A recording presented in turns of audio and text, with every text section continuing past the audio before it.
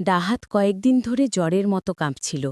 রাতে চোখ বন্ধ করলেই সে দেখতে পেত সেই সাদা শাড়ির নারী দাঁড়িয়ে আছে ঘরের কোণে।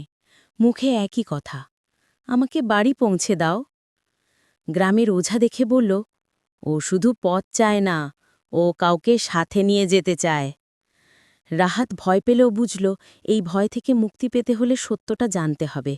তাই এক সন্ধ্যায় সে আবার গেল সেই কুয়াশাচ্ছন্ন রাস্তায়, যেখানে অচেতন হয়ে পড়েছিল।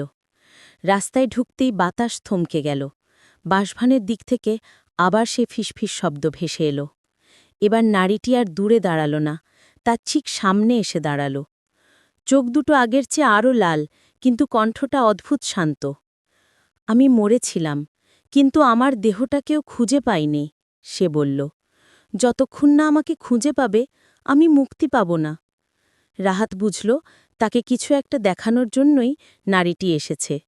সে নারীর ইশারা অনুসরণ করে রাস্তার পাশে পুরনো বাঁশঝাড়ের ভেতর ঢুকল। সেখানে মাটির নিচে অর্ধেক বেরিয়ে থাকা একটি কঙ্কাল দেখতে পেল, মেয়েটির হারিয়ে যাওয়া দেহ। মুহূর্তেই চারদিকে প্রচণ্ড ঠান্ডা হাওয়া বইল। রাহাত তাকিয়ে দেখল নারীটি ধীরে ধীরে কুয়াশায় মিলিয়ে যাচ্ছে। যাওয়ার আগে সে শুধু বলল, ধন্যবাদ, এবার আমি ফিরতে পারব।